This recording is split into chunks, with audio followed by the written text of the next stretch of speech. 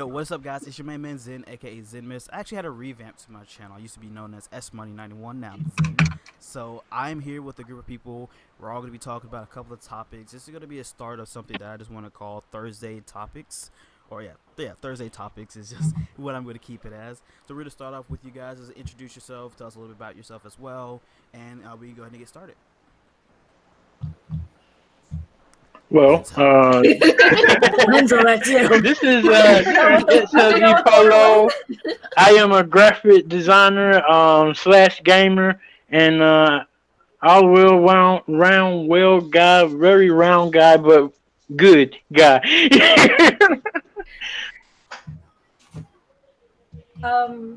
I guess I'm the second one in the class because I already forgot what the order was.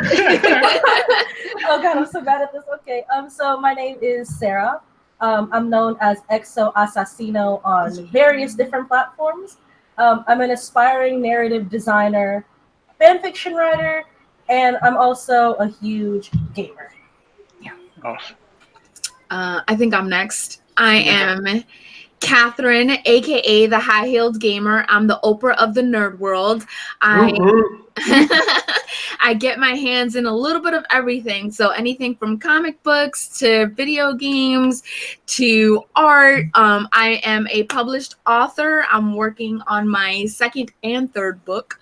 I'm just an all-around everything kind of gal. And it's your boy, Gamer Menace, keeping it animated. I love making comments on digital artists. I love comments. I love comic movies. I love gaming, which kind of get me in trouble with keeping pace with making my comments. I'm loving it right now, and I'm glad to be a part of this group. And yeah, let's get started. All right. Just got a little preface as well. You guys that are new to my channel, my name is Zen, aka Zenmis, or also known as Jimmy Parks. I am just a huge gamer, comic book fanboy, weeb, all the 9 yards. You know, I try to dabble in as many things as possible. But today, what we're gonna be talking about for today's Thursday topic is going to be PC gaming versus console. My first question, or with regards to just either of these like platforms, is which one do you see is more of a dominant force in the industry right now? Like, which one do you think has more of a pull when it comes to developers and making ideas for video games? I want to start off with you, Lenzo, or XL. Let's go ahead and start with you. What's your thoughts on that? And again, like I'm just gonna point out to somebody just to see, just to make sure that we keep the conversation going. But if you have any opinion, just feel free. Go ahead and just say what you want to say. We'll jump right in there. Okay. Yeah, you go first. So probably like in terms of like actual numbers of just consoles owned within America alone versus PC, I feel like consoles are the more dominant platform in contrast to PC, just because of their cost effectiveness and what's the word, convenience over PCs. Because I mean, most people, if you're trying to build like a PC, you're not thinking about gaming. Your average people are like, oh, Microsoft Word, PowerPoint, or, conventional apps. But for gaming, a lot of them are like, oh, Xbox, PlayStation, Nintendo Switch, stuff like that. So I think your consoles are more of a dominant force versus PC. Much as I hate to admit that. Well, you have to look also at the age range of the gamers. You have your older gamers who started off on consoles, so they're automatically going to attach to consoles. And then you have this middle generation, which is like your early 20s to early 30s gamers who are just basically PC. And then anything under that, they tend to be console as well, because their parents are the older parents and are the older generation of gamers, and they're going to gravitate to a console, because a console in the long run is cheaper than a PC, because you have to buy a graphics card, you have to buy the sound system, and then you got to get a curved monitor, and and then the gaming keyboard and mouse. So in the older gamers' eyes, it's more expensive to do the PC gaming. As for which one is dominant, it just depends on the generation that you're talking to, because the early 20s to early 30s are definitely going to say PC, and their number one reason for that is the graphics look better on a PC. Yeah. So it just all depends on who you're talking to. That's very true. I finally cracked the 20 barrier, so I'm over it now. Yay! So and for me in that for that genre, that area, and I will agree. I think consoles dominate the industry as of right now, and I think even in the near future they're going to be still dominate the industry because they're a cheaper alternative than you have PC gaming. Another thing for PC that is actually starting to become more of a prominent thing, there are a lot more websites that are offering pre-built PCs, or they're offering these 2 to 3 year warranty deals where you can send it in, they'll do maintenance. They have actual shops that are around the world that you can go to, turn it in. So they're trying to be more of have more convenience for the actual consumer. Just have it there and ready and options, so people aren't feeling as not alienated. They don't feel like they have to have a degree to understand what's happening with the computer, with the software, things like that. So I seen a YouTuber explain to people where he got his computer, his PC from, where they designed the whole frame. Like they put a picture of him in the glass mirror of his monitor and stuff like that. Oh, wow.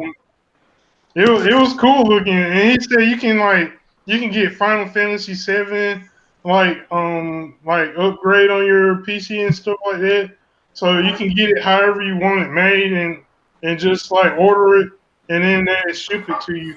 So that's pretty cool that you don't have to worry about putting it together yourself and stuff. Well, I totally agree with Catherine about why the council is more popular with people is the age difference. Because I remember myself growing up, seeing everybody with games. It was more based on the controllers and stuff like that. So yeah, I gotta agree with her on that. That's another thing, the learning curve with PC gaming. Like some people get turned off from that, because they what you gotta put your one hand, you gotta use the keyboard and your mouse and the aim and stuff. That's too much, man. Where's my controller? I feel like that also has to do with there are so many different options of keyboard and mouses, or just monitors and different pieces. There's so many moving parts, and then to sit that in front of someone and hey, build this or put this together, or not even that, look at a pre-built one, and now you have to think in your mind what PC do I buy? What price range do I have to go to in order to play the game that I want at the frame rate, the graphics? There's even sound cards in particular as well that people have to deal with. So for a consumer to look at it, they'll look at it from just a purchase point, just how much it would cost. Console dominates from the amount of time and effort you have to put in just making sure you're getting what you need and or want is another thing that console just kind of dominates. You don't have to overthink. The controller just comes with it. They have custom ones, but that's something mainly just for aesthetics, things like that.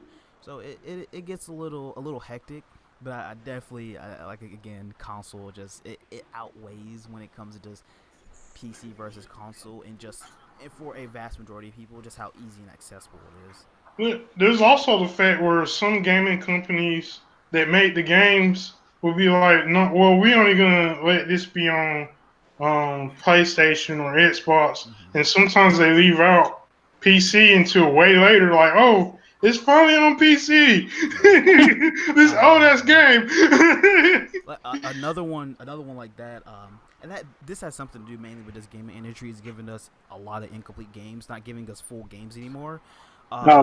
Remember, I don't know if you guys ever played it, but Batman Arkham Knight when they ported that over to PC, that was horrendous. It was bug central. There were so many memes regarding that game. It was ridiculous because the game was unplayable. So there is a what would you call it? There's a gap in between, like, I guess, the industries when it comes to like transferring over games, because you have to get a developer to import that game. It's not seamless. It takes some time.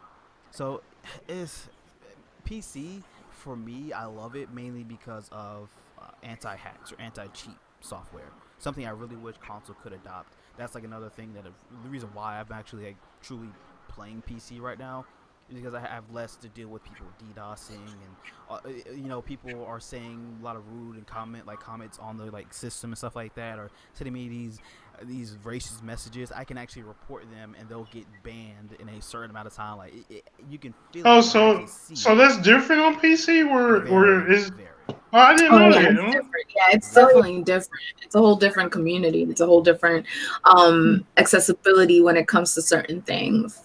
Oh yeah, console community. I was an avid PlayStation 4 gamer before I switched over to PC about maybe 5 years ago, and just the amount of toxicity that, like, as a female gamer, experienced on console was absolutely ridiculous. Yeah. I remember getting invited to a PlayStation 4 call by a group of random people I had met on Rainbow Six Siege, and I figured, oh, they want to be in a call because it's a lot easier to talk to people that way instead of just kind of talking in game lobby. Oh man. Oh Yeah, god. and so suffice to say, to keep this podcast kind of tame, there was a lot of sexist, racist comments that I had to deal with. I immediately left the chat, and there was just, even reporting them just did nothing. And Yeah. it just does nothing. And even Yeah. like on Overwatch now on PC, like the huge difference is that if you report somebody on Overwatch PC, Blizzard will actually, when you log on to the game, Blizzard will give you a small message saying, "Thank you for reporting this problem to our community. While we can't give you the specifics, the specifics on what happened to their account, just know that we have taken action." So, oh yeah, that's definitely. Oh, not to cut you off. Yeah, no, that's fine. That's definitely a problem because when I first started doing PlayStation 4 when I got it, and then like people were giving me issues, I noticed where you go to the PlayStation thing to like maybe inform them of this gamer, they were like they immediately have like, well, you got to go to the game, and report them to the whatever game you were playing on with them gamers. And that's like, well, what's the point of having the gamer tag if I can't just go to the main? Yeah, Come get on, rid of, yeah. It just doesn't seem like I mean, there is action that's taken against them, but just because like us as gamers, I feel like we should get the same notification similar to what Blizzard does, because Blizzard heavily combats any type of toxicity and they let you know about it. So I feel like companies should also kind of take that extra step just to inform us, like, hey, your report does matter, instead of here's a report button and you won't ever know ever again if you if something comes out that helps about with their PR too, because I hate EA. It just keep it simple. I think most I don't know anyone that like EA. I recently watched a video where they had said they brought somebody out and said they don't understand why people still hate EA or why there's so much hate for EA. I'm like, okay, surprise mechanics. Yes, first of all, you said surprise mechanics. That's not how you defend loot boxes in any way, shape, or form. And you should not be the spokesperson for gaming in general. Like, just stop, please. But for me, when it comes to just with EA and just how they present themselves as a company, when you have it to where a lot of companies are just making games that are half complete and their first idea or their first focus is to bring DLC in the forefront, like that's not how you sell a game, especially to the older generation. That's not how you sell a game to us. Younger kids, they see, okay, this is something to play, there's still more, I gotta get this, they're just gonna keep trying to consume it as much as possible. It's getting to the point to where now it's just become, we just know there's gonna be a DLC, and we just know that the first part of the game that we're gonna get is not gonna be complete.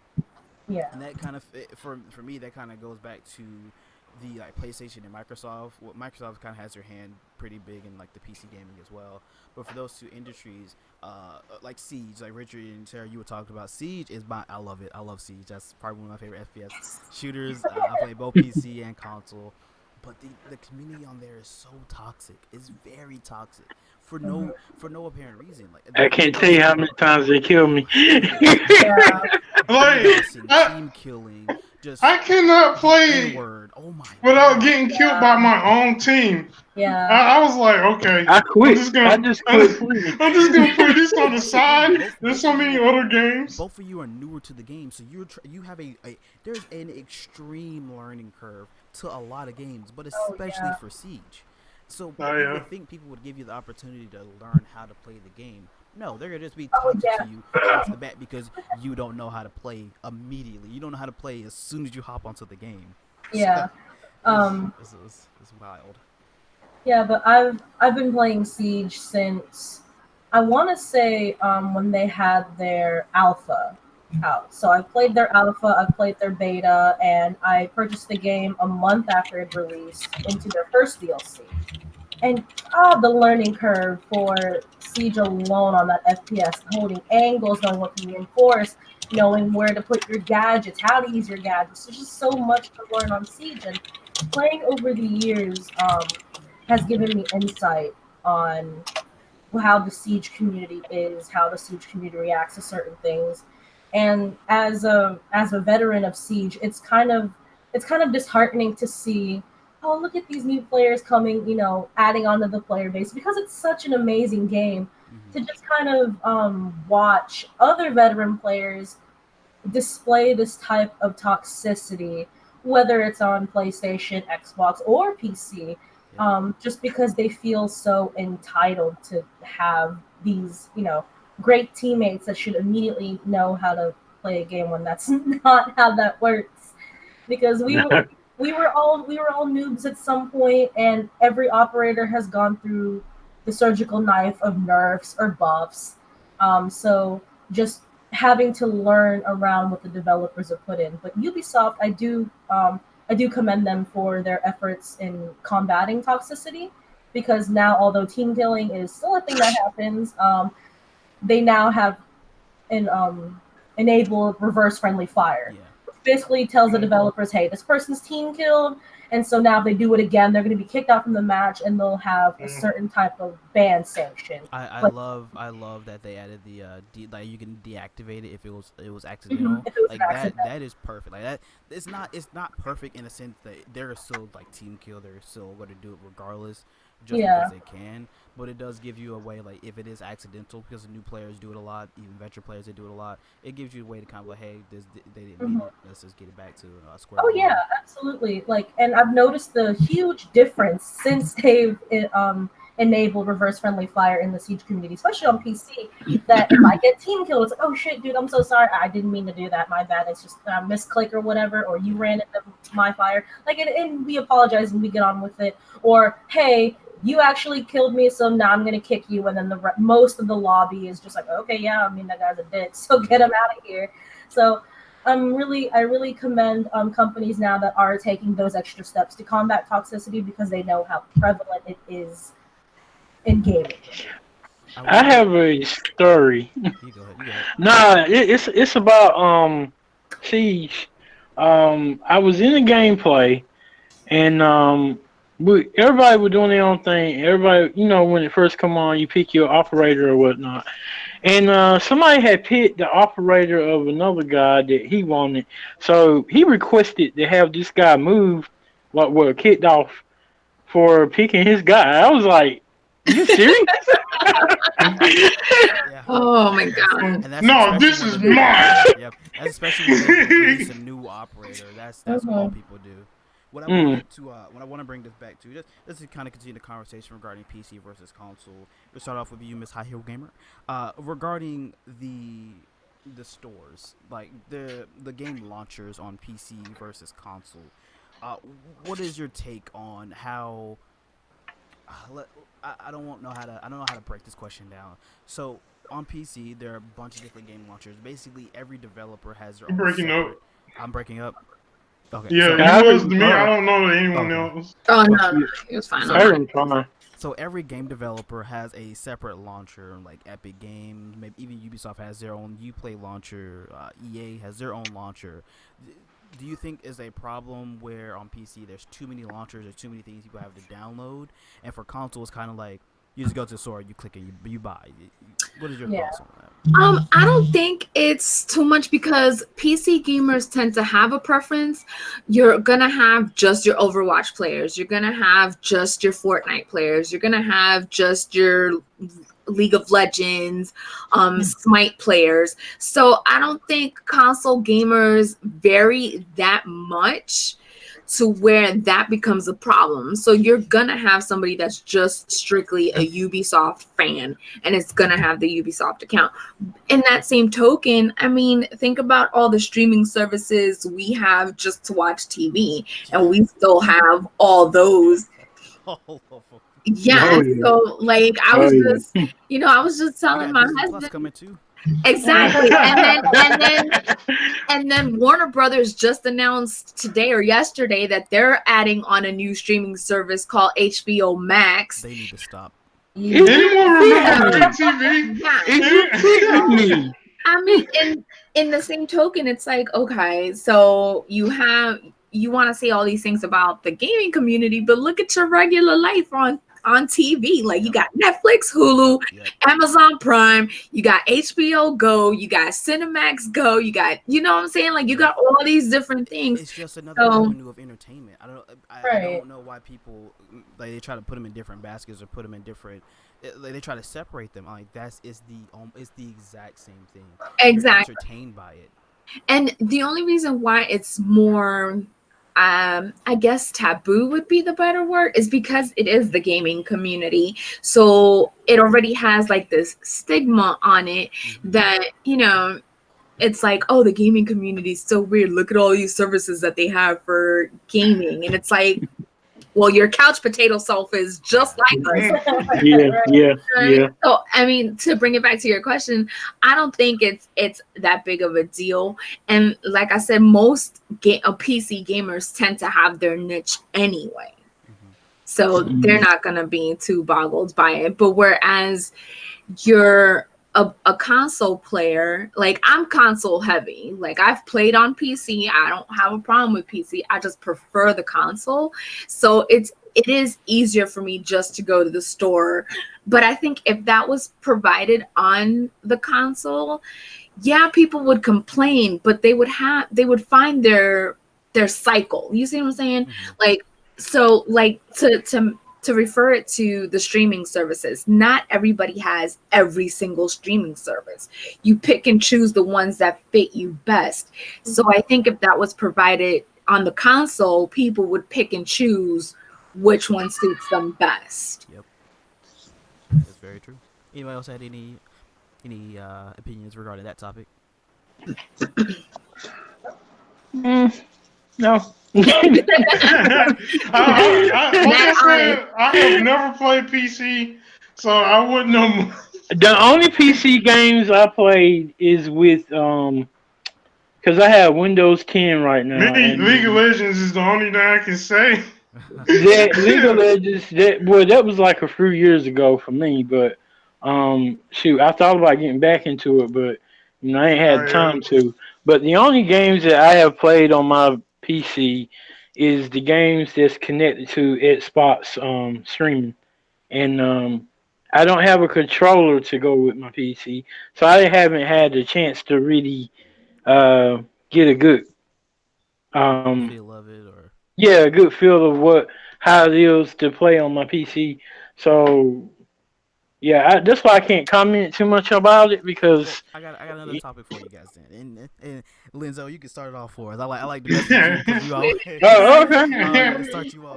So, this probably be my last question regarding just PC versus console. So what is your opinion, or how are you feeling with regards to the newer systems, the PlayStation 5 and Project Scarlet for the Xbox? They are moving towards the realm of being more akin to PCs. They're more of a mid-tier to high-end PC. They're going to cost we don't have a exact number. There is going to be speculation roughly around $699 to $599 between those two price pools. They probably aren't going to go any higher. That sounds graphics, about right. At least from a hardware like spec. I know you guys probably don't know too much with regards to this, but just like they're working hand in hand with AMD and Ryzen, so that's basically they're gonna just be using all their hardware from them. They showed off where their I guess their what is it called, fast travel screens are like not even a tenth of what their old ones used to be. Yeah. So the speeds of the consoles are catching up. Like they're getting high end. So as for especially for you, Richard, and you, Linzo, like for you guys being more predominantly, I know you guys like to play console. I play with you guys as well. What is your take on just that price tag being jumped up, and also like let's just go with that. What is your take on the price tag being jumped up? Well, with the price, with any game that's like over 200, I'm gonna wait. But the reason why I wait is because financial situation. But I say the price that they putting out there ain't too much more higher than than a gaming PC. Shoot, I know gaming PCs go up to almost $3,000. I already got everything with it in there, the speeds and all that good stuff. That's so not even water cooled. Like if you get a water cooled one, that price goes up to like $5,000. Exactly. $10,000 ones before. So us, the people that do play the systems, that's a pretty good price. Especially getting up there with the speeds and everything. But another point of view of mine, opinion, I rather, if I had money, I would rather play on a PC than the system, just because of the speed and everything. But now that you said that, I mean, it sounds like it's becoming much more better to be a system player, in the future. So that's just my opinion. yeah, it seems like consoles are trying to kind of infringe on the aspect of being a beast of like a system, like how PCs can be. So they're trying to make a beast of a system, but have it more accessible to people, and that's gonna be great for a lot of people. It's gonna be great for gaming industry in total or in general. That makes more accessibility to different games that people just didn't like to play. Mainly because of loading screens. I know I stepped away from Destiny 2 a while back, mainly because loading screens on console are awful. Like you cannot do anything on that game without having to load for a minute to 2 minutes every time you want to go from point A to point B. So, that's why I didn't play. That's why I didn't play Destiny 2 for very long, because I'm like, oh my god, I'm wasting my life on loading. You sleep. Yeah. Oh my god. You're making your snacks. By the time you get to whatever you need to do, you're gonna finish it in half the time. Exactly. Load up to get there. Yeah, exactly. So, don't get me started. I eat a cookie or a sandwich while waiting. I was like, okay, we're gonna get there soon. While this happening, let me go make this sandwich. I mean, like, if I may add on just a little bit. Go ahead. Oh yeah, hey, you.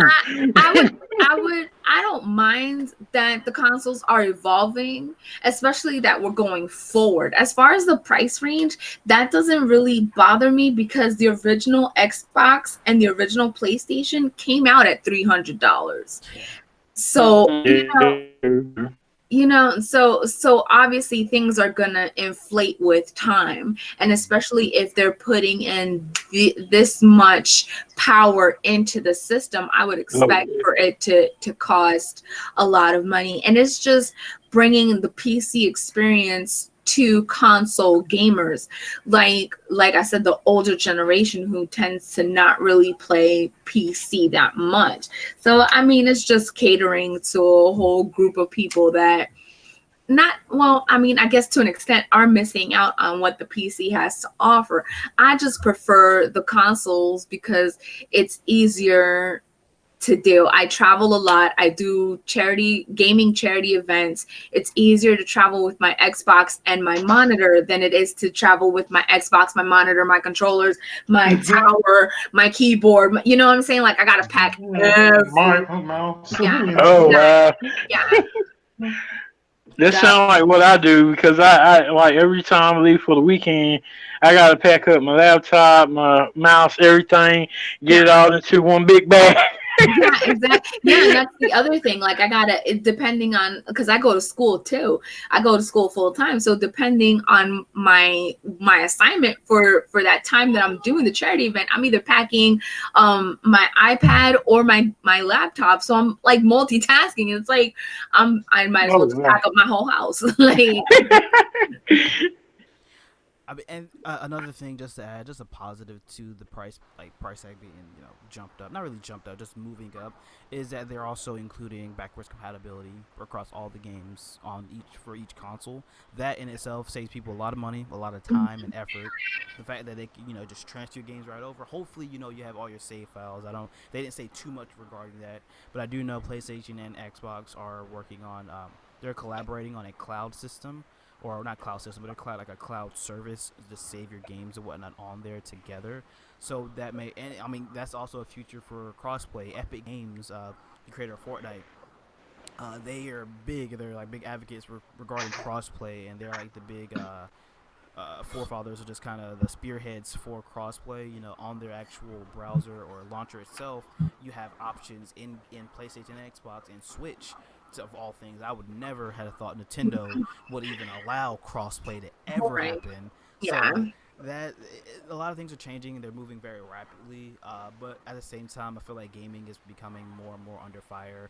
You have a lot of prominent figures or just people that have somewhat influence more than they need, are talking about gaming in a negative light. And that kind of gets on my bad side because like gaming isn't what people like to make it out to be. And those same people have things that they love or cherish that are just entertainment things, but they call out gaming and be very hypocritical regarding it, and it gets my flame just kind of kicked up to another notch. So, but I just wanted to make just a quick transition to the next topic. This is more of a little bit of a less tame one, or this is going to be a little bit of a wild one. IRL streamers. I don't know if you guys are too familiar with just that genre, or they'll call it just chatting. I think it used to be called just chatting. And now it's IRL. One of the two. They're both basically the same. Let's start off with the big one. Big YouTuber or big streamer, Dr. Disrespect. One of my favorite streamers to be exact. He actually got in a little bit of some trouble with recording in a E3 bathroom.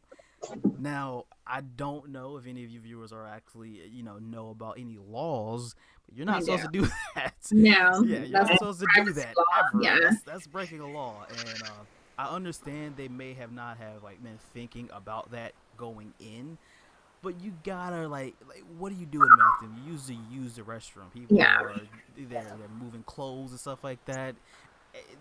It's not good, especially in the men's bathroom when people at a urinal. That's not the best look for you. So, just any opinions regarding that? I have done a couple of in real life streaming is what IRL stands for those that don't know.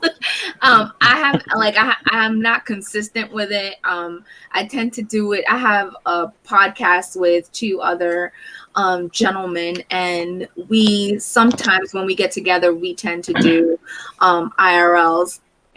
I'm not too big into that, like community and stuff like that.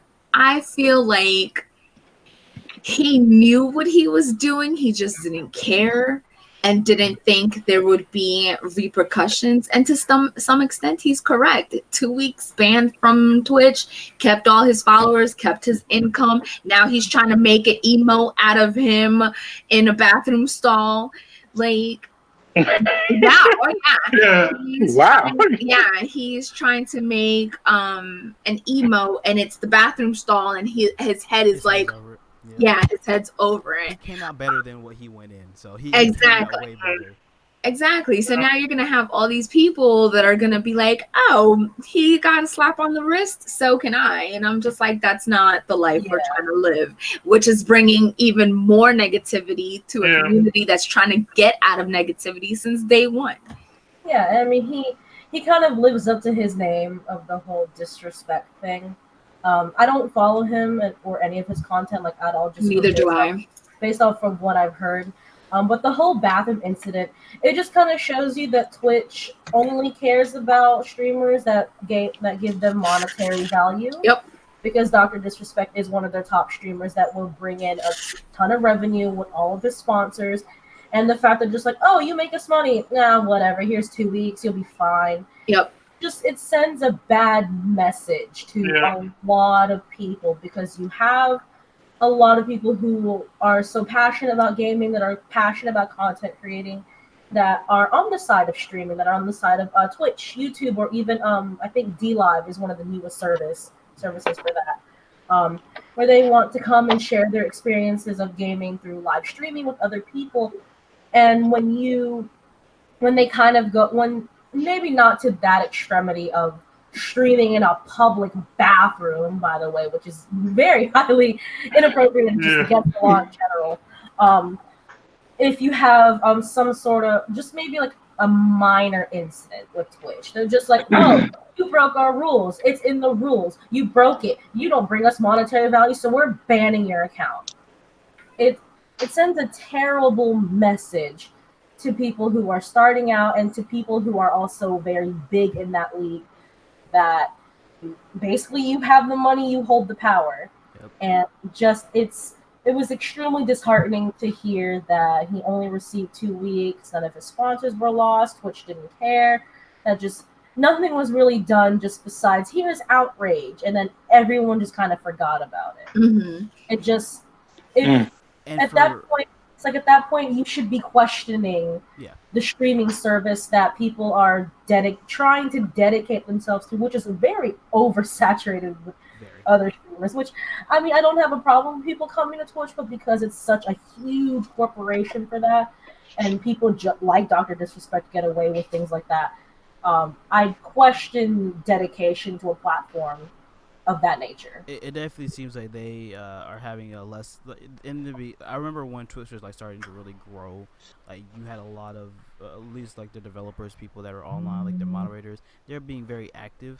But now that it's very saturated, it seems like a lot of stuff is slipping through the cracks. This in particular is it's a big incident, so this is something that should be contained and actually evaluated and looked at. Not 2 weeks. It feels like a little bit of a leisure kind of, hey, stop that, stuff like that.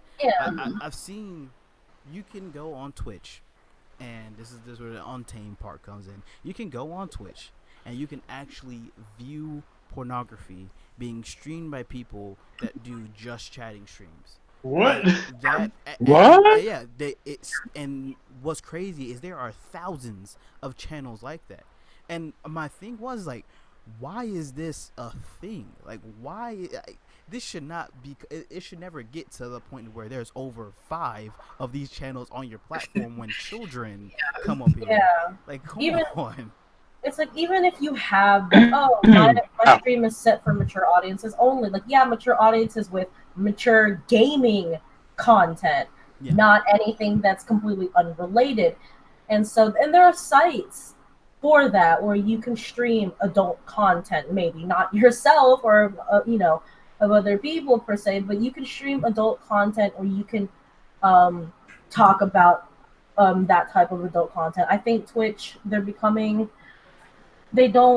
not reinforcing their rules well, which is also part of the reason why I kind of left the Twitch community, was just because they don't seem to care as much as they say they do, and are just very hypocritical in the way that they carry out their sanctions. It's like they're trying to put out fires with their hands. They're just cupping water with their hands and trying to put out a forest fire. That's because when you deal with someone as big as a Doctor Disrespect or maybe a Ninja or a Valkyrie, someone that's as big as them, if you deal with any of their controversy or things that they do, you're gonna have to not only just deal with the fact that what they've done, they've been caught in it or they've done something that was against your rules. You have to then deal with their fans or their fanboys, fangirls, people that just they they latch onto these people. They kind of try to have a connection with these streamers and whatnot, but they don't look at it like, hey, this is something bad. You shouldn't do it.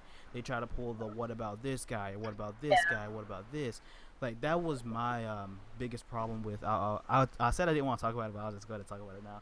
Okay, notice you brought it up, right? Yeah, I brought it up. Because it just makes no sense. So that comes back to my thing with the Logan and Jake Paul Suicide Forest thing. Lord have mercy. So the fact that I enjoy PewDiePie as a YouTuber. What he did and what he said was definitely out of line. I stepped away and unsubscribed from his channel after he said those things, because it's like you start to show your real self when you get angry, stuff like that. You may say stuff out of spite, but that you show your real self. So his second season of his show or YouTube Red thing was taken off of YouTube. They are not doing it. They will never do it again.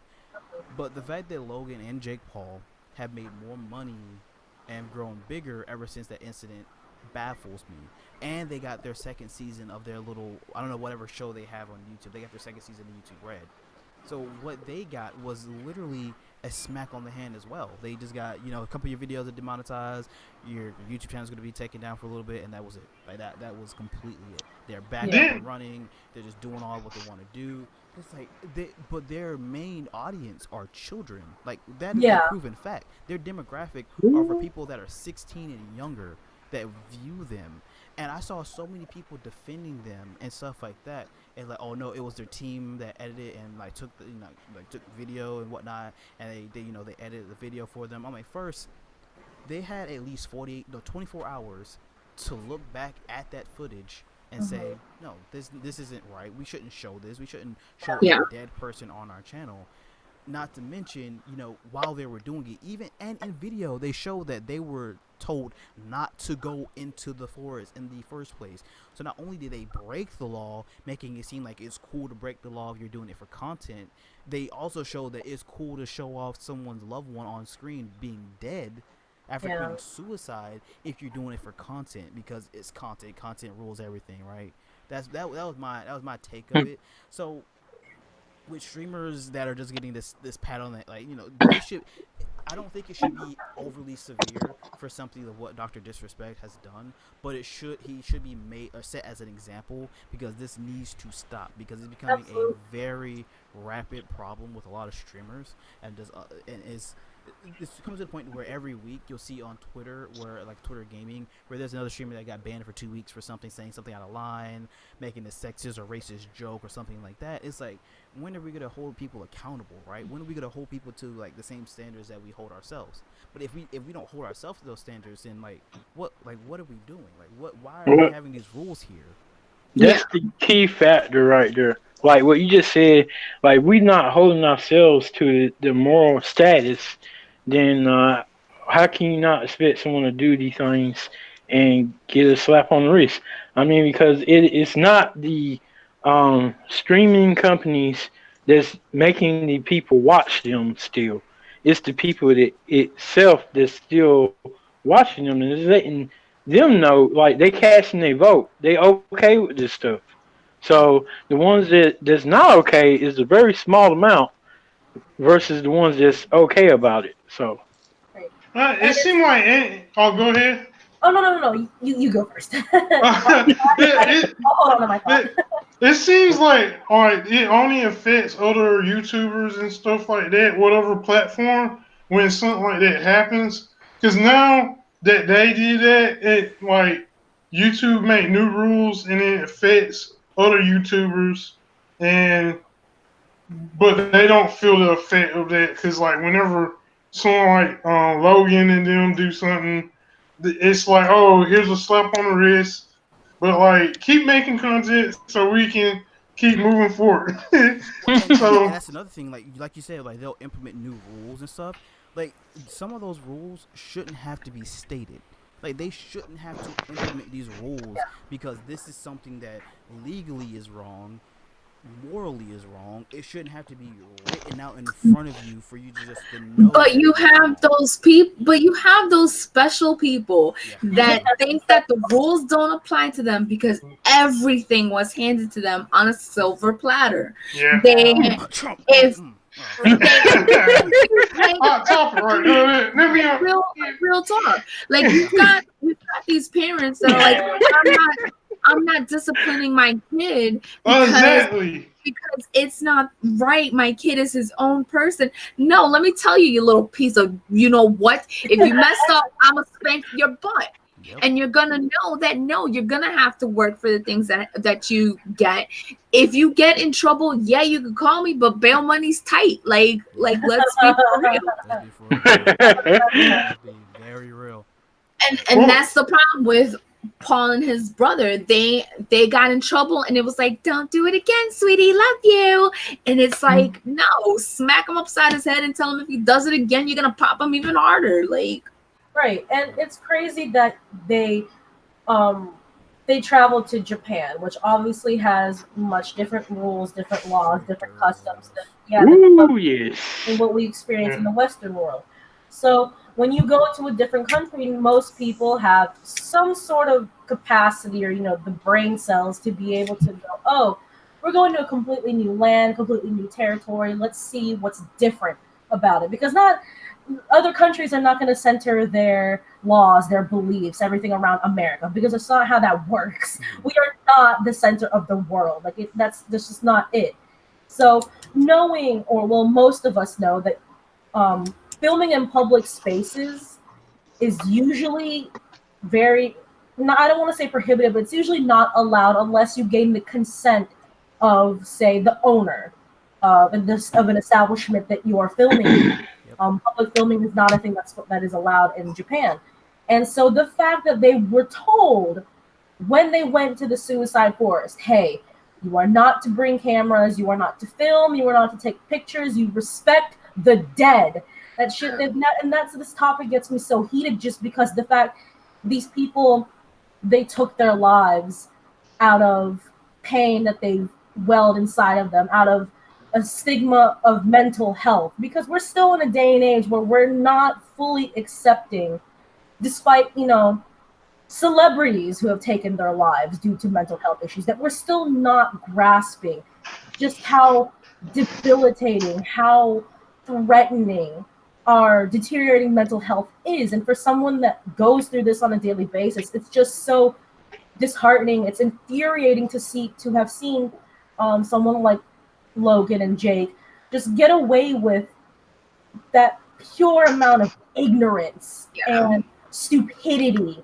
Just the fact that they didn't want to respect those who have taken their lives like that. It's the fact that they have such an influential platform to spew their nonsense. Exactly. And they know that their demographic is so young.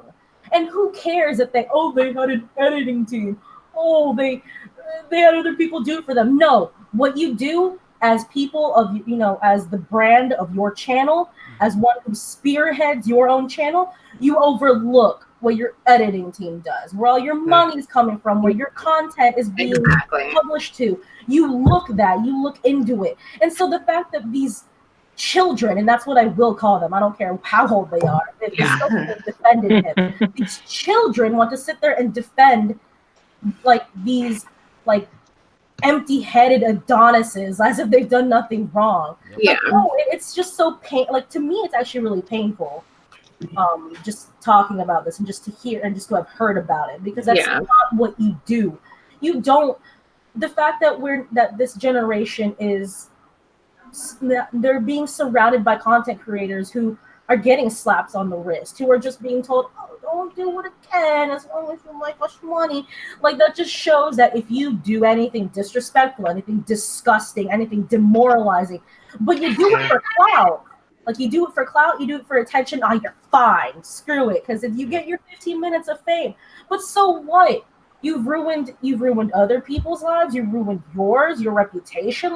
You're gonna be plastered on the internet. You're gonna be made a fool of. You're gonna be known for a person or for being that person based on that mistake. And so what if Sure. you apologize? You knew about that. Like their apology, I give None I don't give that credibility at all. because they knew exactly. Yeah. Suicide, editing, Oh, definitely. different no, they knew exactly what they were doing, and they're not sorry. They're only sorry because they got backlash. They got backlash. They got caught. Well, no, they got backlash for it. Not that they got caught because they put it out in public. And Yeah. that reminds me of, I don't even remember that girl's name. No. She it was some girl that got really famous for basically just disrespecting her mother on Dr. Phil. That's Oh, yeah. Don't even get me started. I catch you outside. Catch me Catch me outside. outside, yeah. I legit hate her. There is not. I can't hurts even my put soul. into words how much I hate her. Yeah. And yet, it is still society's fault because what happened? People ended up loving her, sharing this and sharing that, and next thing you know, she's going on tour. She's like a multimillionaire. She's a what? That's ridiculous, man. She's a multimillionaire, probably. Well, no, yeah, millionaire at this point. She's on tour. She has different types of cosmetics or merchandise out for her, and apparently she did all this stuff as acting out, but now she does all this stuff for her mom. It's like, if I was her mother, I would not take that disrespect lightly, even if she got and that's the crazy thing. It's because her daughter is getting that money. Yeah. It's because she's getting that money. Like, oh yeah, man, you can call me whatever you want as long as you're doing stuff for me. Yeah, exactly. No, teach your kids how to be decent human beings. That costs nothing. It literally costs nothing to be nice, to be kind, to be courteous to those around you, and to not disrespect those who raised you. Yep. That right there, I wanted to segue into just teaching your kids how to be decent human beings. I want to segue that into just female gamers and female streamers in general, because, and I know you both, Miss Hill Gamer, Miss Sarah, I know you both had to deal with it on multiple occasions, and I've heard and I've seen it, and I've played with other girl gamers, just other female gamers, and to listen to the lobby of just these what quote unquote hormone-induced teenage or just these boy men who like to sit there and use the most baby man, yeah. It's like they like to be baby man. Okay. And they like to try to bring race into stuff, and they like to just downplay how good a female gamer can be and how good they are. And they're just trying to be a part of the community. They're trying to have fun. They're trying to laugh. They're trying to play the game that they enjoy to play, and to sit there and have them just act without any human decency is ridiculous. And it's more or less the fact that they feel like they can say what they want to say because they don't feel like it's going to come back and actually affect them in any way, because you're online, you're not really putting your actual name out there. You just you have your gamer tag. They feel like they're safe behind it. And I just wanted to kind of get you guys' opinion, the little stories regarding what has happened and stuff like that. So, do you want to go first, Assassino, or should I? You can go first. I have a lot to say. Yeah, I was gonna say I have a lot too. Buckle up, people. Buckle up. This is probably the most untamed one, because I definitely have some stories of from my past experience of just hearing it and just talking to other female gamers. It gets bad. It gets very bad. So for me, let's start off with this. I have legit anger issues. I have a certificate that says I passed anger management.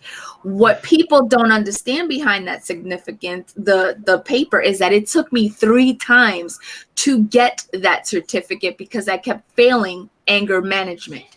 And the teacher said, if you stay quiet for 30 minutes, I will pass you because I want you out of my class. And that's how I got my anger management certificate. So when people come at me, they don't know that they're coming at a psycho. What they also don't know is that I know a lot of hackers. Yeah. So we know that. When they come at me, I easily tell them, oh, let me just explain to you what's going to happen. You're going to keep running your mouth. I'm going to get your IP address, and I don't care how many backwards doors you go through because my hackers are that good. And I will find your address. And no, I will not send the FBI to your house. I will send a psycho killer to your house. They send that game like this, like. And they'll say, oh, and they'll say, oh, is that supposed to scare me? And I'll say, no, it's supposed to terrify you. Here's why. I'm from the Bronx, New York, the hood of the hoodists next to Detroit. And I know some psychotic people, and they won't kill you right away. They'll fuck with you. Oh, sorry. Can I drop the F word? Sorry. Yeah, drop it. Go ahead, drop it. We this is not PG-13 up in here. They won't fuck with you psychologically. They'll tap on the window, they'll key your car, they'll come during the day because they don't care. Oh, no, that's and then they'll come at you. And I've had many people drop out. I have some family like that. Are like, you know what? I'm going on to the next one. And so here's a quick story to how everyone in Goldsboro kind of stopped messing with me. Okay. So my husband was in the Air Force, and at the time I was working at GameStop. This was 6 years ago. No, 7 years ago. Oh. And I had done a midnight launch of a Call of Duty game, so I didn't get home until 2:00 in the morning. And I got home at 2. I didn't go to bed till 4, and I had to get up at 6. So I had 2 hours of sleep. My husband thought it'd be funny to send me a joke text through an anonymous phone number. And the text went, hey, it was great seeing you last night, but your husband's a big ass bitch. To which I replied to the text, who the fuck are you? And watch your mouth. And nobody replied back. So I keep sending these texts and I'm like, oh, now you want to act scared. You don't want to, reply to me, blah, blah. So with 2 hours of sleep deprivedness, and like I said, I'm a little on the crazy side, I call my hacker friend and I'm like, dude, find this phone number. And it took him about 10 minutes. And he's like, it came from Virginia, looking like the Langley area. So I'm thinking it's an Air Force personnel that did this. So I'm like, all right, cool. I got him. I drove from my house to base. And the gate guy goes, hey, how are you doing today? And I said, oh, I'm about to be real great because I'm going to set some fireworks off in this base. And he goes, have a good day, and lets me on base. I go to my husband's job, and I literally bust down the door. And everybody, it's like lunchtime, so everybody's gathered around in the common room. And I legit said, which one of you motherfuckers decides to send me a funny ass text calling my husband a bitch and don't want to reply back? Y'all don't even know I'm supposed to be on meds and I'm not. All of y'all getting your asses whooped right the fuck now. Oh God. And like the look on all these military guys were like, what is happening? So my husband finally says to me, babe, I'm sorry, it was me. I sent the joke text. Whoa. And I said, oh, you want to die tonight. That's how we rolling in this marriage right now. So months later, it's we're watching the Super Bowl. We're at a friend's house having a party and everything. And this girl and I are just like chatting, having a talk. And she goes, so what team do you go for? And I'm like, the New York Giants. And she's like, oh, she starts joking on the New York Giants, and I don't really care because I know how it is when you have a team that you like. So I'm like, yeah, say what you gotta say, no big deal. What team do you like? We're both smack talking. Her husband ran from across the room and was like, yo, stop, do not do not say that about her team. She's gonna get mad. And I'm like, no, we're just joking. And his wife is like, what are you talking about? He goes, that's Kat. That's the girl from the break room. And she goes, oh my God, I'm so sorry. I didn't mean to piss you off. Like, please forgive me. And I'm like, what is happening? And the host of the party starts laughing. He goes, oh, everybody knows that you is not one to fuck with. Oh, you got a Debo music. It's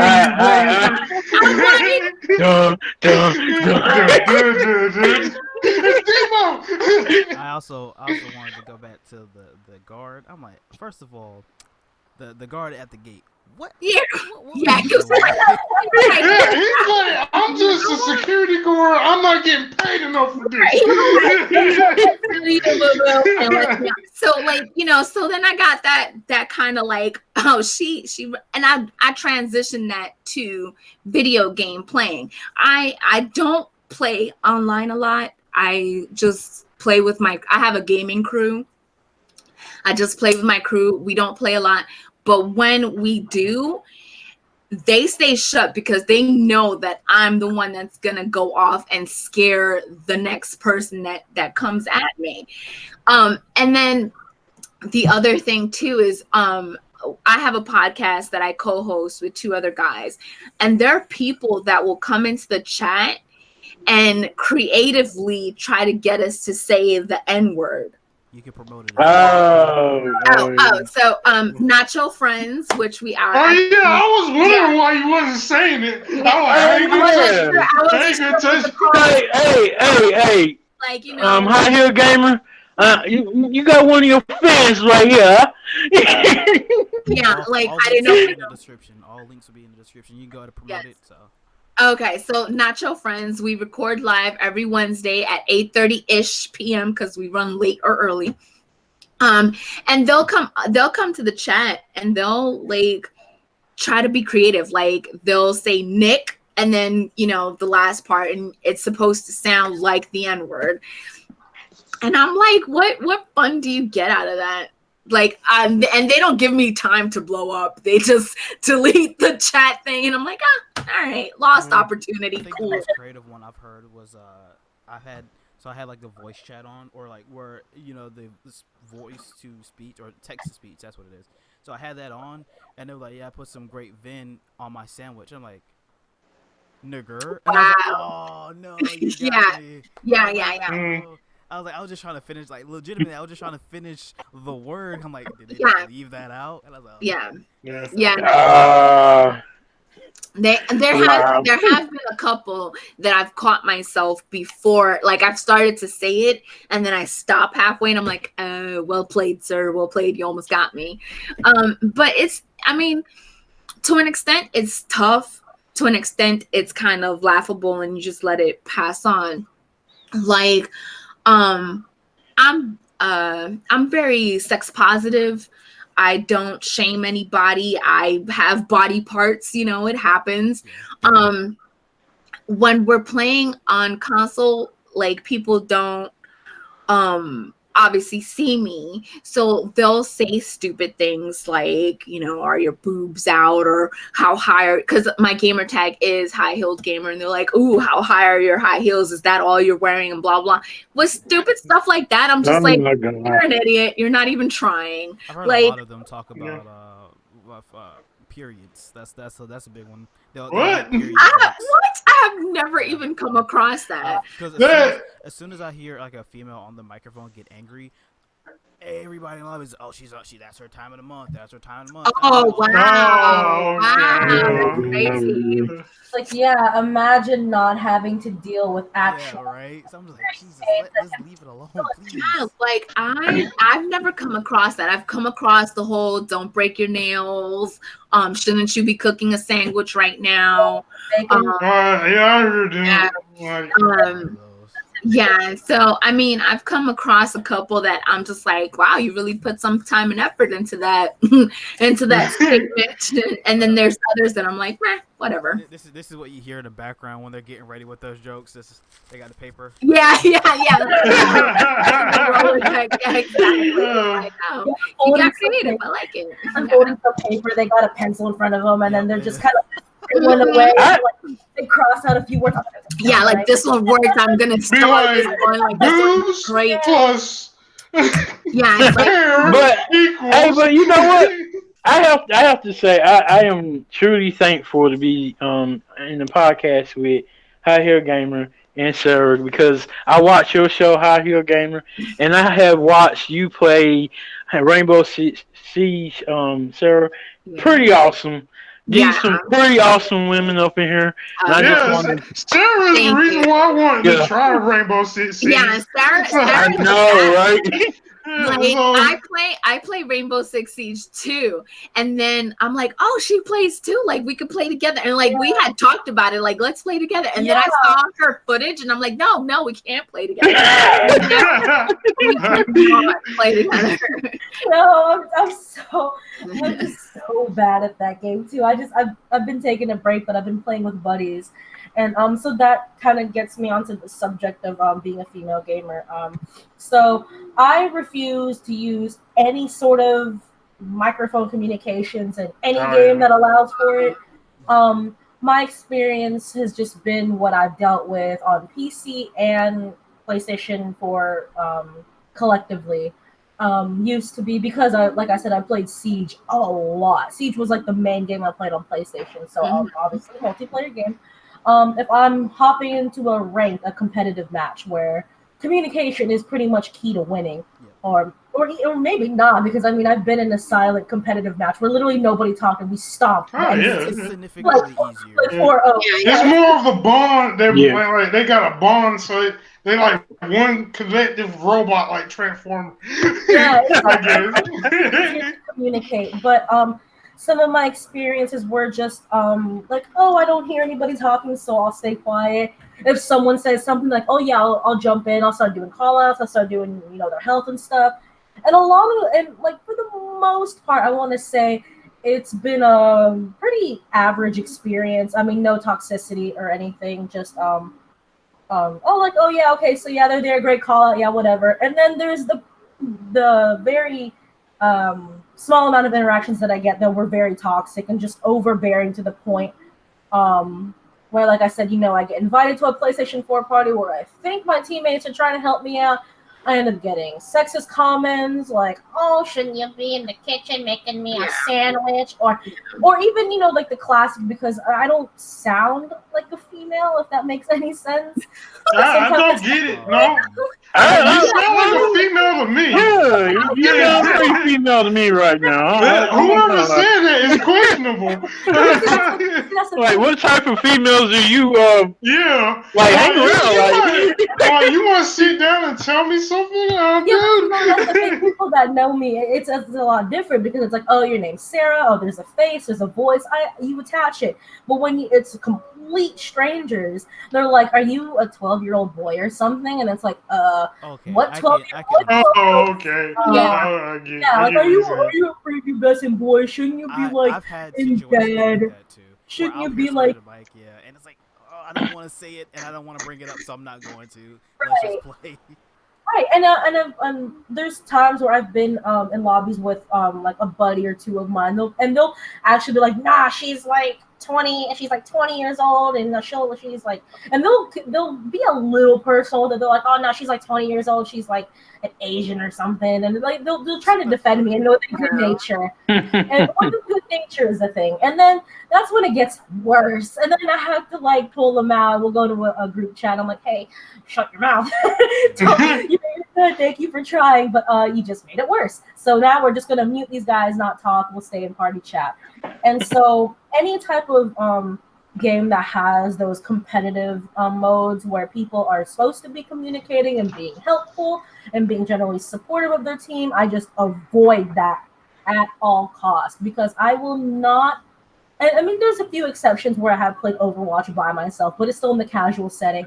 But I will not go into a multiplayer like online game without a group of friends. Yeah. And they're guys. Like a lot, like pretty much everyone I game with is a guy, and and because like we're friends and I'm comfortable with them, and I know they're not going to say anything stupid because we're friends on Discord, we're friends on PlayStation. We know each other's dynamics. Yeah. I'm comfortable with gaming with buddies or gaming by myself, and so when obviously, like, and like when I've been playing Siege a lot, like, I'll get the question like, "Hey, so why don't you play ranked or something?" If they catch me like on a good streak, which is hard, which is like very few and far in between. I'll tell them like, "Oh, I just don't, really care for ranked. I don't really care for really competitive stuff," and that is the truth. I don't care for being competitive, and even in casual settings, I get stressed and mad in casual settings. Yeah. To be casual, so that's part of the reason. But it's just also because I know what it's like to just, as a female gamer, come onto the comms, be helpful, and then just get slammed with toxicity, sexism, sometimes racism. And it's just so tiring to deal with, and you'll even get toxicity from other female gamers as a female gamer. Because I've actually seen a video like that where a girl called another girl out about being a girl. I'm like, yeah. you like, yeah, Are you okay? Are you okay they'll, with yourself?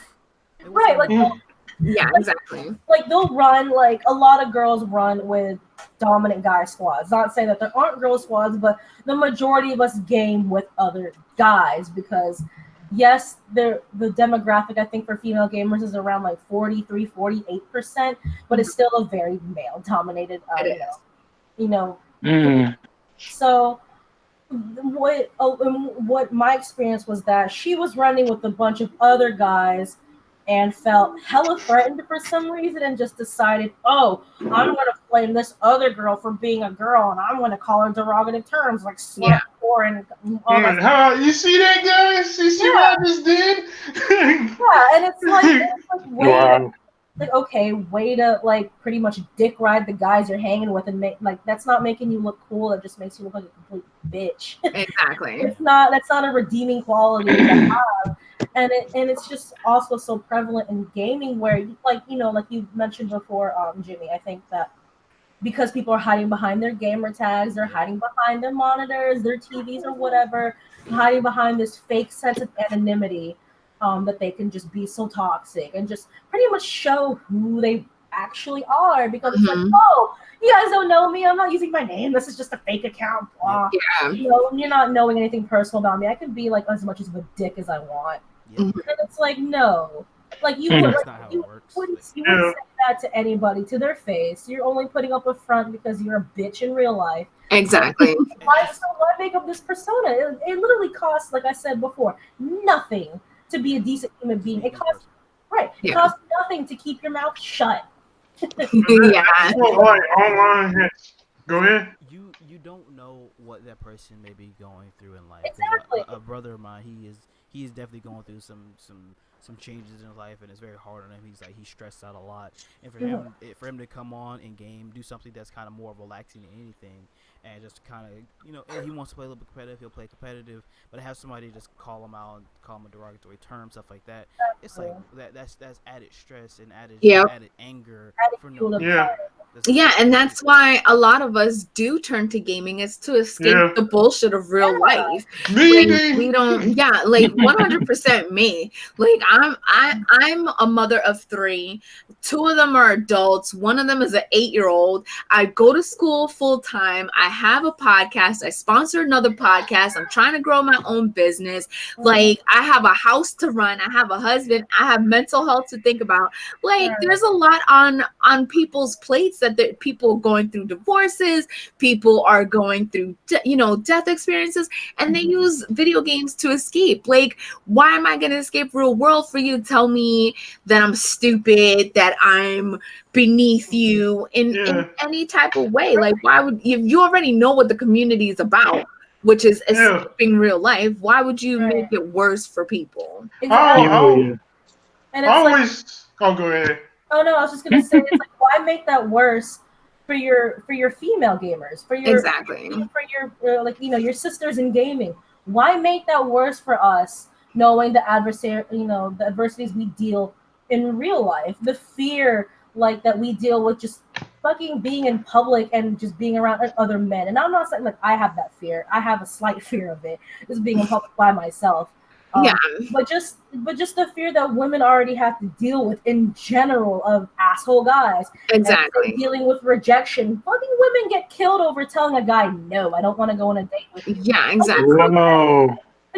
Like we're terrified of the real world, of things that happen to us based on how we try to protect ourselves. Exactly. So when we come to play video games, we come to relax, to immerse ourselves in a brand new universe filled with colorful characters, a wonderful story, and just new surroundings. Why do you have to make that worse for us? Exactly. Why do you have to like go out of your way to spread misery, and I think hatred and sadness? Just be nice. Just be like, hey, good game, good job. Like just simple, kind words go a long way. And it's like, to piggyback off of what you said, it's like, why can't two females just hang out? Like Sarah and I, for example, I love Sarah to death. I don't see her every day. I don't talk to her every day, but she knows that I love her. And I know that she loves me. We have respect for each other. I've seen her clips of gameplay, and I'm like, yo, I can't play with her. I'm not at her level. Like, she's good. You know what I'm saying? But what is she's boss? So what is it for me to come and be like, oh, look at Sarah. Who does she think she is? Her team carries her. She ain't not like what is that doing for me? Nothing at all. Exactly. It's like what does that do for your self-esteem, for your ego? Like, well, what, a temporary ego boost, a temporary, feeling of superiority that you're not going to get anywhere else? Like, why invest, or rather waste? It's not an investment. Why waste your time being the rudest piece of shit on the planet when you could literally just either go on your way, just be like, oh, I didn't care for it, I'm just gonna leave it alone, whatever, it's not my cup of tea, or be like, hey, even if it's not my cup of tea, here's some encouraging words, or even if it is, it's like, whoa, that was pretty cool, that was funny, like, why, like the world as we know it, through news, through social media, it's crumbling around us. We get hit every single day with news that's just demoralizing, disheartening, that's just so depressing. Why it costs, like, it's not, you're not going out of your way to be kind to someone, to just say a few words like, hey, you did a great job, or hey, that was pretty cool. It actually benefits you to be nicer because it releases certain endorphins in your brain. Exactly, honestly, it brings me such like joy to compliment somebody on something small, or to uplift and to empower somebody, because if you were to receive those compliments, you'd feel the exact same way. You'd love to be empowered, to be loved, to be supported. And some people don't handle that kind of like anger and hostility and toxicity. They'll handle it with grace, or they'll handle it, they don't really care. But there's so many people, a lot of us that are affected just by everyday life, that are just worn and torn. We're tired. We don't want to hear it. Exactly. So who cares if there's people that have thick skin out there? Just be considerate. That's all it is. Yeah, exactly. It's just having consideration. Yep. That's why I ask people if they're okay. Especially, like, I ask people if they're okay, especially when they start saying the N-word or just start coming at me with some like slurs and whatnot. Like, are you okay? Are you okay mentally? This is out of nowhere. Like, we're playing a video game. Why is this all hostility? Right. There has to be something you want to get off your chest, and you're to come over here and do that. Exactly. And there was actually my favorite phrase. Oh, go ahead. Oh, my favorite phrase is like, I always be like, it's just a game. It's just a game, man. I'm like, you're not saving the world. No, you're not even no, in the it's not just a game. match right now. Whatever. Every time I log into Division 2, I am saving DC every night. I'm saving the heart of America. Don't come at me. Well, that's a different stuff. That's a different thing. I'm so behind in Division 2. Oh my god! I played the beta, but I play every night. I'm like addicted to the game. I love it. Playing after the raid came out. I played the raid a few times, and then I stopped. I backed away, and apparently a lot of stuff has come out, like new exotics and stuff like that. Mm-hmm. So I want to get back into it, but it's just like it feels like a very high hill to climb. So now you You're making me feel jelly right now. And just going back to like the whole what female gamers kind of experience and just the toxicity that pretty much everyone experiences in general. A little short story of a thing that happened in Overwatch where I'm not gonna pretend to be a saint. I get dummy toxic. Overwatch or on Siege. If I'm on Siege, I'm raging with another teammate on my Discord. I'm not typing it out. Well, I might type it out. I might type out my frustrations to my teammates, especially if I know they're doing something dumb. And I do dumb shit all the time, and I get called out for it. It's like, yeah, I know you're doing dumb shit. I'm dumb, but you're also dumb. We're not gonna hide the fact that we're dumb. And so an incident that I had was I was playing with a buddy of mine. And we were playing some DPS heroes. We were just kind of dicking around, trying to deal damage and whatever. And one of our healers that needs to deal damage in order to get like her healing gauge back up. Her name Moira, yeah. Love her to death, by the way. She's one of my favorite heroes. So she was primarily dealing damage and not healing like she was supposed to. And I'm like, hey Moira, I get that you gotta deal damage to the team and get your healing back. Can you please heal your teammates? Like we're dying. Like I see you halfway across the map dealing with an enemy Genji that dashed away from you, and like your team's in the back line dying by a tracer that's flanking us. Please quit being stupid. Do your job. And we were going back and forth. And after a few close calls of overmatch, not overmatch. Wow, I can't even. Overtime, and then we succeeding at the next point. After that, and we won the game overall. I kind of went back. I went back in the chat and I said, "Hey, thanks for healing us. Thank you for doing what you had to do as a healer. I'm sorry for being a dick." And because the person was going back and forth with me as well. And the person replied back, it's like, oh no, I get what you were saying. Thanks for letting me know. Sorry for also me being a dick, and I hope hope your matches go well. And I told him the same thing. Giving each other endorsements, thumbs up, being kind, and going on our separate ways. And yeah, I get that in the heat of the moment of stuff like that, you get really toxic. I understand that because I get toxic. Yeah. Yep. I get that way kind of in Apex sometimes when I'm playing with randoms, but I don't play on the mic, so I just be like, "What are you doing?" Richard, for that, I know both of us that last time were getting a little heated at our random third. Oh yeah, it's just good that we didn't have mics we connected to him, and we were both like, I could feel myself getting there, but I could hear you. I could hear it in your voice. Yeah. I'm like, let's go ahead and back out before. And so like, and even at the interactions that we had, where I did start to feel bad, and I feel like if you feel bad, about being toxic online, because people do it. Like, yeah, it's understandable when you're in the heat of the moment, you're young, your teammate for not doing their job. Like, yeah, I understand that wholeheartedly. And if you feel bad, and because a lot of people don't seem to understand this, put your ego aside to apologize. If the anonymity wants to create that barrier for you to be toxic, allow it to also be a way for you to step your ego aside a little bit and acknowledge your wrongdoings and to be able to apologize. Because even if in real life, say you might be suffering from pride, where you can't say sorry because it's going to hurt your pride, your ego. Let that anonymity of being on the internet help you fuel that, desire to want to mend those relationships and to be able to say sorry and say sorry to those you're toxic towards, because there's plenty of times where I've been toxic, and every time I felt bad, and every time I'm just like, you know what, this isn't worth it. This pent up anger, this, in a video game that's not going to matter to me 5 minutes from now, it's not worth being angry. And so just taking the few moments to either get on the mic or just to type out like, hey, I'm sorry for being a dick.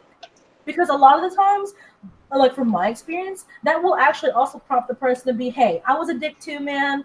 So apology accepted. I hope you accept my apology as well. Like it creates that pulse, like that little wave effect, the ripple effect of where you're kind, other person sees it, they spread kindness, and even random people will be like, hey, everyone did a good job, great game. Spread that kindness to make that ripple effect to where it affects others, because then they'll be encouraged and inspired to do the same thing. Because like we've all said, it's just the little things, little acts of kindness that can really, like, honestly change someone's perspective and just change how they interact with people. It's such a small gesture that goes a long way in a positive form. And so when people are out there being negative and they're being toxic and they're just being just outright an asshole, it's like you're not doing anything. You're adding more fuel to the fire. You're just adding more problems onto somebody else's life. You're adding problems onto yours as well. Whatever you may face, it doesn't cost anything to just take a step back, acknowledge what you've done, say I'm sorry, and be kind. And it's a work in progress. You're not going to be kind overnight. You're not going to be, you're not going to be the epitome of, like, niceness overnight. But just taking those small steps, having the will to grow, having the will to grow as an individual is the first step. Exactly, and being an adult to own up to those mistakes, to owning up to your own toxicity, because yeah, a video game's a video game, but a lot of the times it adds character to what so many gamers that look to video games for inspiration or for escape. Just those kinds of those interactions of kindness will help us grow as people, because then it shows us, hey, the world's not all bleak and vengeful, hateful, sadness, and disparity. It's filled with people that are capable of owning up to their mistakes. It's vulnerable. It's showing like normalization for vulnerability. Even though our media doesn't reflect that, but we Another talk. We can try to do that as an individual. Exactly, and it's just the small things. Is like, yeah, one person might not be able to do it all, but one person will inspire another, which in turn inspires another, and just creates this like lovely effect of blossoming love and inspiration and support. And because that's all we want, we just want to feel happy for our time here on the planet. Yep. However long that may be. So, ladies, do y'all think that the online thing is going to get better or worse, or in the evolving of gaming and stuff? It's gonna get worse. You got these little kids. You got these little kids that haven't even hit puberty, but will call you a bitch. Like, it's definitely gonna get worse. Oh, there's no getting. Yeah, I think it'll get worse, like as time kind of goes. Like, it's not going to get worse immediately, but I think like as time goes on, and parents are not only embracing this wave of technology, but they're also just being, oh, I'm hip, I'm gonna let my 5-year-old get on Grand Theft Auto 5 with a mic on, and oh my goodness, being the cool parent. Those parents definitely aggravate me, because those are the exact same parents that argue with regard to there's too much violence in video games. I'm like, well, first, majority of the games that your child is playing that they shouldn't be playing all have a rating for 18 and older. The fact that you yourself are purchasing that game, because most kids, well, all kids, pretty much don't have the funds unless they're 16 and have a job to purchase those games for themselves. They're not putting a roof over their head. They're not paying for internet. They're not doing that. They don't have those responsibilities. All they have is school and gaming, or sports or whatever. So for you to sit there and try to use a form of entertainment as an excuse for why your child is acting the way they are, I'm like, you shouldn't let that be their only source of like their knowledge. You shouldn't let that be their parent. You should make sure that you're in their lives, right? I don't have kids of my own, so I don't really have like too much weight into that. But I do, I have a younger sister that I feel like I try my best to kind of show her that you can be more than just what the media is trying to point you out to be. Just because you're a female Oh, doesn't yeah. mean anything. You can always achieve and do anything that you want. So and you Exactly. don't use media as a goal. Don't use what you see on media as a goal. Be better than that. Be your Yeah. own person. Develop your own opinions, stuff like that. So what I wanted to end this Oh, off yeah. on was more or less just kind of everybody's final thoughts on the gaming experience, just gaming in general, negatives, positive, anything. Just a quick kind of tidbit.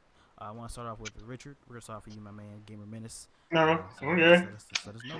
He's like, oh, He's like, oh my god. What?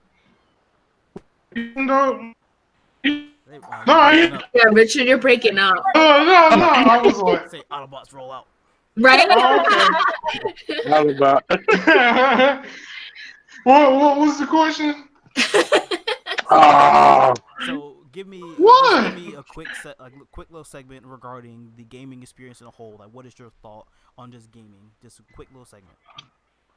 Oh, okay. Well, I feel like there's the issue with disconnect with people, like just social media in all, because like everyone have this persona, this alter ego, thanks to internet. Like this is how I can be on the internet, and then I step away.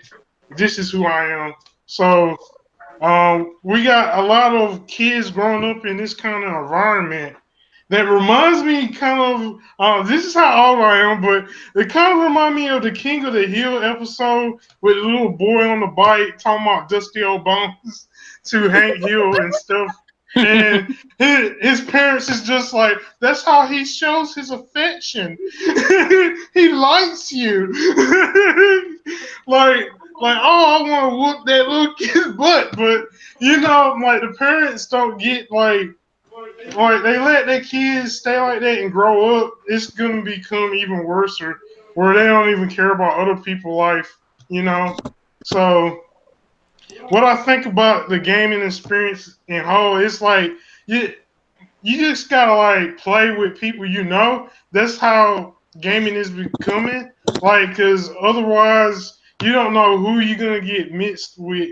Like when you playing online. Linzo, I would like to go ahead and move it over to you, bro. AKA well, XLG. XLG Polo, y'all. But my opinion on it is, I think gaming is awesome. It's a form of relaxation, like we discussed, and as long as we try to promote that overall, I think we're gonna have a real good time. And even with toxic players or whatever, um, I say invoke more positivity in your gameplay, like overwhelm them with positive statements or whatever. Even when they try to be toxic, you everything is a choice. You can choose to be non-toxic and let them be toxic on their own, and eventually it's gonna get played out, and they're gonna shut up. But yeah, um, just in my opinion, gaming is awesome, and I will never quit doing it, and never quit promoting it.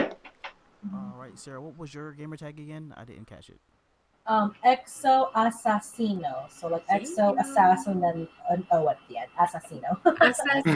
And all of you, make sure that you permit just send me your links on Facebook whenever you guys get a chance. So Okay. I can make sure I put it in the description. So on to you, Sarah. Oh yeah. Gaming experience. What do you think about it?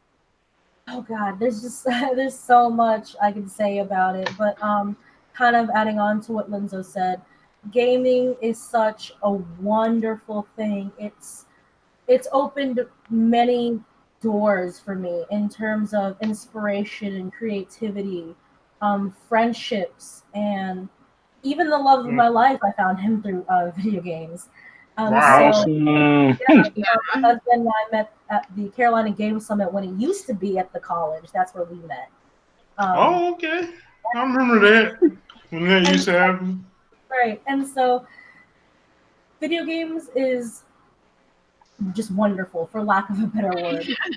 It's a pool of inspiration. It's a pool of creativity, and just a pool for where people can come together, regardless of where you're at in the world, to share a common love, and a common passion for, and to spread that love and passion and kindness can do so much for people who are struggling, for people who are finding it hard to be reminded of the happiness and the light in the world. Um, just that despite the toxicity, despite the downfalls that we face, that gaming is something that we can all like collectively add something to make it even better. And so a lot of my love goes towards the developers that take so much time, and regardless if you're like a gamer or not, regardless of the bugs, appreciate the time and the effort, the resources, the money it takes to just be able to develop beautiful worlds, amazing, colorful characters, just new universes and terrains and places to explore for us. Because I believe it's only going to get better from here. Just with our technology, it's only going to get better. And so with that, just be kind to each other. The love and passion that you gain from experiencing video games, be able to spread that to people who need it. Because I mean, a little bit sorrowful, but we are gonna die someday, and it's nice to have known happiness while we have it, and to have not. Very good. Very good. True. Miss Catherine, aka High Heel Gamer, the High Heel Gamer. Hi, gamer. So I've been playing video games for 35 years. Since the Atari, and I've had the fortune of watching it evolve into what it is now. Um, the gaming experience is exactly what it is, an experience. It's what you make of it. I have the Atari days when it was me and my dad playing together, and it was like the best time of my life. I thought I was gonna be the Pac-Man champion. I thought I was gonna dethrone the Pac-Man, because that's what I wanted to do at 5 years old. I wanted to be the Pac-Man champion, you know. And then you hear the numbers, and you're like, oh, I'm never gonna be the Pac-Man champion. Okay, and then you move on, you know. And then Mario Brothers comes along, and that's an experience playing with my brother, because by that time he was born and he was old enough to play. And then you have, working at EB Games before it was GameStop, and you have the release of this extravagant console called the Xbox, and you're like, what in the hell is this thing? And then you have the PlayStation that came, to compete, and you have Final Fantasy and Tomb Raider and games like that, and you're just like, you're older, and you have to make the gaming experience for yourself, not for somebody else. If you're streaming, okay, let the people watch, but it's still for you. So make the gaming experience for yourself. If there's toxicity that you're hearing, choose to ignore it. Turn off your chat.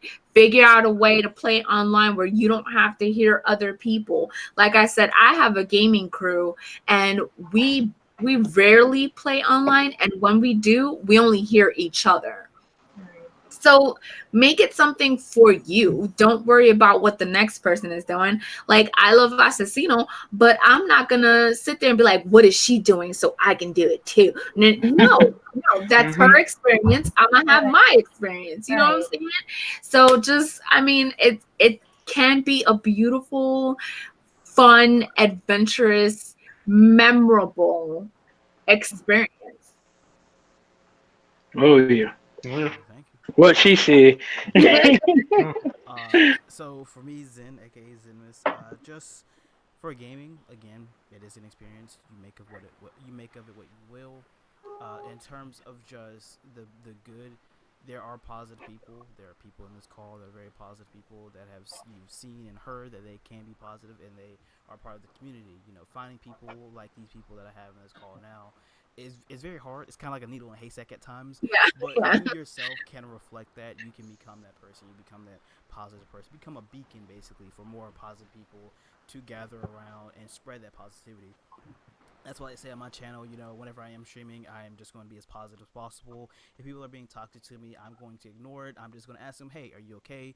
Something going on in your life? I'm not trying to, you know, pry too deep, but something has to be going on to where you feel the need to try to bring me down to your level, or just bring me down to feel any kind of pain and try to hurt me. So gaming is definitely a place where you can be positive, but it's also a place where there is a lot of negative. I don't look at it as a terms of just the negatives. Don't look at it as a terms of just the positives, because it reflects life in general. Because there are positive and there are negatives. There's gray, there's black and white. There's a multitude of different things. There are a multitude of different cultures and people that all congregate onto this game, onto gaming in general. So try not to look at gaming or life in a keyhole. Don't look at it that way. Absorb all of it. View every aspect of it, and if there's something that you're not comfortable with, that's fine. You don't have to be a part of it. You don't have to go and force yourself to do it. Just be your own person, and that's my biggest thing with regards to just gaming. I hate that there's a lot of influential people that are making gaming out to be very bad. We have some spokespersons or just people that are trying to defend us and are doing a horrible job at it. Yeah. So, you know, gaming in my mind is definitely a reflection of life. You know, there are positives, negatives. There's stuff in the middle. But again, make sure you take everything that you can, and anything that you feel will hurt you in the long run, you don't have to be a part of it. No one's forcing you to be a part of it. So, this is Zen, aka Zenmas. I want to thank you all for showing up on the stream. Like I said, this is going to be a Thursday topics. I try to do this every Thursday. I'll invite new people, even the same people if they would like to do it again. But all their links will be in the description for Black Sword Comic, as well as what Richard and both Lenzo, they are both a part of. You got the Hi Ho Gamer and Assassino, Miss Sarah Benton. You have her stuff as well. All of that will be in the description. I appreciate you guys, and I thank you. And I appreciate you guys for being in this call with me as well. Signing out. Peace. Bye. Peace. Bye. All right, peace out, everybody.